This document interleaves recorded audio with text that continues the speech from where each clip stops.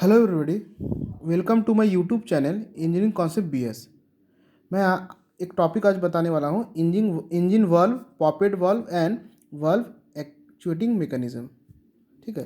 Basically engine में दो valve होता है, intake valve and exhaust valve. ठीक है। तो बेसिकली ये वाल्व है। ठीक है। तो वाल्व में इसका जो बेसिक कंस्ट्रक्शन पार्ट देखिए, ऊपर वाला पोर्शन हेड है, ये मार्जिन, इस पोर्शन को फेस कहते हैं, ये स्टीम, ये जो एरिया को valve guided area and called group. ठीक है। तो हम यदि कैसे समझेंगे, दो वाल्व जब रहता है उसको समझने के लिए मान लें दो वाल्व है। ठीक है।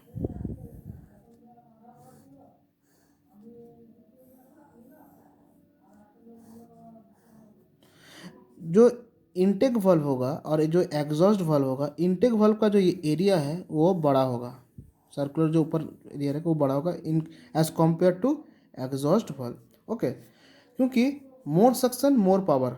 ठीक है, यह कॉन्सेप्ट है। मोर सक्शन के लिए more amount of air fuel mixer inside the engine in करेगा, इसलिए उस कंडीशन में हमें सक्शन वाल्व का जो सर्कुलर डिस्क एरिया ऊपर में होगा वो बड़ा होगा और एग्जॉस्ट वाल्व का कंप्रेशन में। तो इस अकॉर्डिंग में हम दो वाल्व जब रहेगा तो हम इसमें बारे में बता सकते हैं कौन सा इंटेक वाल्व है कौन सा एग्जॉस्ट वाल्व है। ठीक है। तो चलिए पॉपेट वाल्व देखिए। पॉपेट valve, a poppet valve, also called mushroom valve, is a valve typically used to control the timing and quantity of gas। जो भी amount of air fuel mixture in करेगा इनसाइड द इंजन, उसका timing के according उसका quantity of gas को हम engine के अंदर बाहर और अंदर कर सकते हैं। ठीक है। It consist of a hole, usually round और ओवल, एक ऊपर में ओवल शेप रहेगा। ठीक है। And a tapered plug, usually a disc shape on the end of shaft, also called valve stem. ठीक है। नाउ हम देखेंगे अब वाल्व एक्चुएटिंग मैकेनिज्म। ठीक है। वाल्व एक्चुएटिंग मतलब वाल्व को जो ओपन क्लोज करता है उसे हम कैसे समझेंगे। तो यहाँ पर देखिए इस फिगर पे, यहाँ देखिए दो वाल्व है, एक इनटेक वाल्व एक एग्जॉस्ट वाल्व। ये पिस्टन, ये क्रैंक, टोटल क्रैंक शाफ्ट। ये ऊपर वाला जो शाफ्ट लगी है यहाँ से देखिए, ये टोटल ये शाफ्ट, इसको कहते हैं कैम शाफ्ट। ये टोटल शाफ्ट को कैम शाफ्ट बोलते हैं। जो ओवल शेप्ड है देखिए, इस शेप जो है इसको बोलते हैं कैम। तो cam is fitted on this shaft is known as camshaft. ये जो शेप देख रहे हैं ये क्रैंक है। ठीक है। क्रैंक में कनेक्टिंग रॉड फिटेड है एंड थ्रू कनेक्टिंग रॉड, ये कनेक्टेड रॉड कनेक्ट हो रहा है पिस्टन पे थ्रू दिस गॉजन पिन। यहाँ देखिए एक पिन लगा हुआ है, गॉजन पिन है। ठीक है। एक पिन छोटा सा लगा रहता है, लॉक पिन, इसको निकालेंगे तो गॉजन पिन बाहर आ जाएगा और कनेक्टिंग रॉड इस पिस्टन से डिसेंबल हो जाएगा। इसका above surface means top of surface of the cylinder, यहाँ पर दो वाल्व है, इनटेक वाल्व एग्जॉस्ट वाल्व। ठीक है। ये इनटेक वाल्व इनसाइड जाता है तो हमें पता है अंदर की तरफ ओपन होता है, और जब सरफेस कैसा है तो इस यहाँ पर जब ये दोनों सरफेस पे ये क्लोज कर के रखा है, मतलब यहाँ से एयर फिल्म से अंदर नहीं आ सकता है। ठीक है। तो ये कैम शाफ्ट को कौन पावर दे रहा है। देखिए क्रैंक जब रोटेट करेगा तो इस क्रैंक रोटेशन एनर्जी को हम इस थ्रू बेल ड्राइव में हम यहाँ पर दे रहे हैं पावर को। ओके। तो ये रोटेट करेगा तो ये भी रोटेट करेगा, उस अकॉर्डिंग में ये कैम शाफ्ट भी रोटेट करेगा। तो कैम इस दोनों वाल्व के अकॉर्डिंग, दोनों वाल्व के लिए दो कैम लगा हुआ है। तो इस डिज़ाइन, हर इंजन का अपना अपना एक डिज़ाइन होता है, उस डिज़ाइन के अकॉर्डिंग इस कैम शाफ्ट का शेप डिज़ाइन किया रहता है और मैकेनिज्म के अकॉर्डिंग वो ओपन एंड क्लोज होता है। ओके। अब देखिए यदि यहाँ पर ये इनटेक वाल्व है और ये एग्जॉस्ट वाल्व है। ठीक है। तो इसका जो लोब है वो नीचे की तरफ आ गया है, नीचे की तरफ आ गया मतलब देखिए इस जो यहाँ से हम यदि देखेंगे कंपेयर करेंगे, ये पिस्टन ऊपर है ये नीचे है, क्योंकि इसका जो ओवल शेप है यहाँ से यहाँ तक, ये इसको नीचे पुश कर रहा है, ये तो नीचे पुश कर रहा है, और ये स्प्रिंग को ये स्प्रिंग इसको नीचे नहीं आने दे रहा है, यहाँ तक है। जब इसको पुश करेगा स्प्रिंग एनर्जी से, इस एनर्जी का ज़्यादा रहेगा तो ये नीचे की तरफ वर्टिकल डाउनवर्ड पुश होगा, तो एग्जॉस्ट वाल्व ओपन हो जाएगा, यहाँ से एग्जॉस्ट जो गैसेस है वो बाहर आ जाएगा। Similarly in the next in the other case में क्या होगा, मान लेते ये जब ये लूप ऊपर में है, ये जब घूम के यहाँ आएगा तो ये लूप ऊपर चला जाएगा, ये ऊपर चला जाएगा तो फिर ये ऊपर आ जाएगा, ये नीचे आ जाएगा। इस अकॉर्डिंग पे ये वाल्व ओपन एंड क्लोज होगा। तो इसे बोलते हैं कैम शाफ्ट, ये कैम है और ये टोटल कैम शाफ्ट। ठीक है। और थ्रू क्रैंक से हम उसको पावर दे रहे हैं। ओके। तो यहाँ तो डिफरेंट डिफरेंट इंजन में डिफरेंट डिफरेंट डिज़ाइन रहता है। तो यहाँ पर जो कैम शाफ्ट को पावर मिल रहा है, हम वाल्व को ओपन एंड क्लोज करने के लिए डायरेक्टली कैम का जो लूप्स है वो इस लूप्स के मदद के अकॉर्डिंग ये वाल्व ओपन क्लोज हो रहा है। और इसमें तो हम देख रहे हैं ये कैम शाफ्ट को थ्रू बेल ड्राइव पावर मिल रहा है, कभी इसको डिफरेंट मैकेनिज्म से भी पावर मिलता है। तो आइए देखते हैं camshaft with push rod means इस फिगर को देखिए ध्यान से, इस फिगर को। ओके, उस फिगर में एक कैम शाफ्ट इस हेड को ऊपर में था, ठीक है। ये कैम शाफ्ट जो है इस फिगर पे देखिए तो कंपेयर होगा, इस फिगर को कंपेयर कीजिए। इस फिगर पे कैम शाफ्ट जो है इंजन का एकदम ऊपर में ओवरहेड में पोजीशन पे है, ठीक है। और होने के कारण डायरेक्ट इस लूप का मदद से हम इस वर्ब को ओपन एंड क्लोज कर रहे हैं। जब लूप नीचे आएगी तो ये वर्टिकल डाउनवर्ड नीचे की तरफ वाल्व हो जाएगा तो ओपन हो जाएगा। फिर लूप एक लूप ऊपर जाएगा तो ये दूसरा लूप नीचे आ जाएगा, तो इस वाल्व को ओपन कर देगा। तो साइमल्टेनियसली ये जो सक्शन, कंप्रेशन, एक्सपेंशन, एग्जॉस्ट उस अकॉर्डिंग पे ये काम करेगा, ठीक है। तो ये वाला काम भी इस फिगर को ये एक अलग mechanism means overhead camshaft है, ठीक है। इसमें यहाँ पर देखिए camshaft with push rod मतलब यहाँ पर देखिए बेल ड्राइव ने, यहाँ देखिए चेन ड्राइव से पावर दी जा रही है, ठीक है। कहीं कहीं पर ये और ये बहुत नज़दीक रहता है, बीच में एक आइडियर गियर भी यूज़ होता है। मीन्स इस गियर को इस गियर के बीच में गियर देंगे तो इसका मोशन इससे इसका मोशन में जाएगा विथ सेम सेंस। ये क्लॉकवाइज तो ये एंटी क्लॉकवाइज, यदि बीच में देंगे एंटी क्लॉकवाइज में देन ये क्लॉकवाइज होगा, ठीक है। तो इस फिगर पे देखिए तो कैम शाफ्ट ओवरहेड नहीं है, मतलब इसको ऊपर में नहीं है, कैम शाफ्ट इसके पैरेलली इस पोजीशन पे है।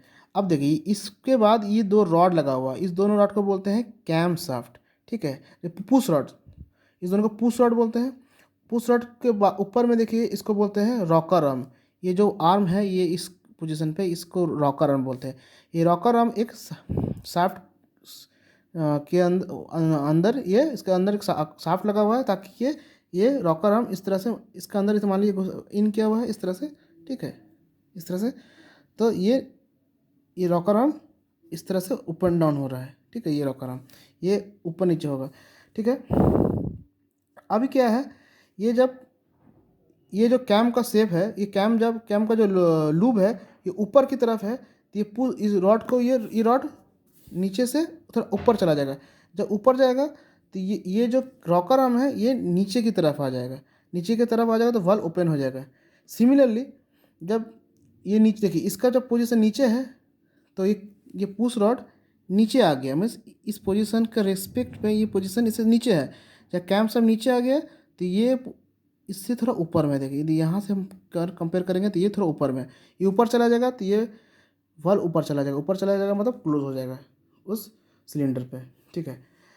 तो ये मैकेनिज्म है वाल्व मैकेनिज्म, मीन्स इस दोनों वाल्व को ओपन एंड क्लोज करना। ओपन मतलब नीचे जाएगा तो ओपन, ऊपर जाएगा तो क्लोज होगा, ठीक है।